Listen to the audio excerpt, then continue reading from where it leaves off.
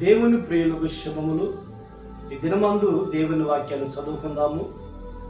దినవృత్తాంతాల మొదటి గ్రంథము 22వ అధ్యాయము 13వ వాక్యంలో మనకు అవసరమైన భాగాన్ని చదువుకుందాము. నీవు వృద్ధి పొందుదువు.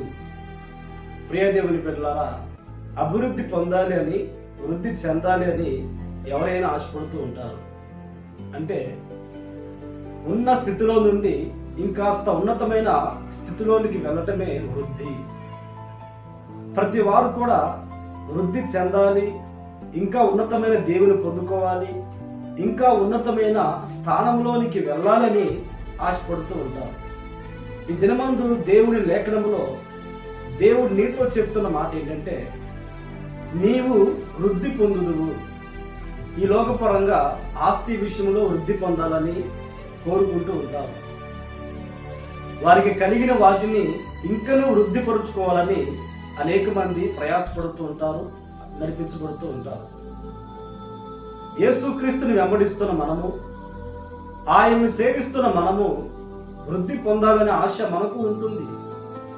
ఈ లోకపరంగా భౌతికంగా ఇంటి విషయం కావచ్చు, ఆస్తి విషయం కావచ్చు, ఈ లోకపరమైన వృద్ధి శాశ్వతంగా ఉండదు. ఈ లోకంలో మనం ఎంత వృద్ధి చెందినా కానీ ఒక దినాన ఈ ఆస్తి అంతా, ఈ దీవెన అంతా ఇక్కడ విడిచిపెట్టి మనం వెళ్ళవలసిన వారమే ఉన్నాము. ఈ లోకపరంగా వృద్ధిని మనం కోరుకునే దానికంటే మన ఆత్మీయ జీవితంలో వృద్ధి పొందాలనే ఆశ, అభిలాష మనకు ఉన్నప్పుడు అది ఈ లోకంలో మన ఆత్మీయ జీవితానికి క్షేమమును కలిగిస్తుంది. అలాగునే పరలోక రాజ్యానికి వెళ్ళడానికి కూడా దోహదపడుతుంది. ఆత్మీయ జీవితంలో మనము వృద్ధి పొందాలని కోరుకున్నప్పుడు ప్రేమలో మనము వృద్ధి పొందేవారంగా ఉండాలి. విశ్వాస విషయంలో అభివృద్ధి పొందేవారంగా మనం ఉండాలి. పరసంబంధమైన జ్ఞాన విషయంలో వృద్ధి పొందిన వారంగా మనం ఉండాలి. ఆత్మ సంబంధమైన ఫలము ఫలించే విషయంలో మనము వృద్ధి పొందిన వారముగా ఉండాలి.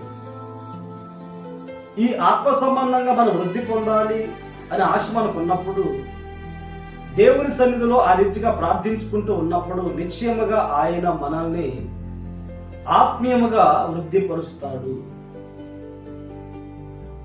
మనము ఆధ్యాత్మికంగా వృద్ధి పొందినప్పుడు ఈ లోకంలో దేవుని సంతోషపరిచే వారముగా మనం ఉంటాము. మన ఆత్మీయ జీవితానికి కూడా మనకు సంతృప్తిగా ఉంటుంది. పరలోక రాజ్యానికి చేరడానికి వీలు కలుగుతుంది. కనుక మన బ్రతుకు దినములన్నిట ఆత్మ సంబంధమైన అభివృద్ధిని మనం కోరుకున్నప్పుడు అది మన జీవితానికి దీవెన కలిగిస్తుంది. ప్రార్థన. పరిశుద్ధుడా, ఆశ్చర్యకరుడా, మహాగణుడా, నీవు వృద్ధి పొందుదువు అని మీరు సెలవిచ్చినట్లుగా మేము ఆత్మీయ జీవితంలో మరింతగా వృద్ధి పొందినట్లుగా సహాయం అనుగ్రహించమని ప్రార్థిస్తున్నాను. ఈ మాటను విని ప్రార్థనలో ఏకీభవించిన ప్రతి వారిని దీవించి ఆశీర్వదించమని యేసు నామములో ప్రార్థించి అడిగి పొందున్నాము తండ్రి. ఆమేన్, ఆమేన్. దేవుడు మిమ్మును ఆశీర్వదించును గాక.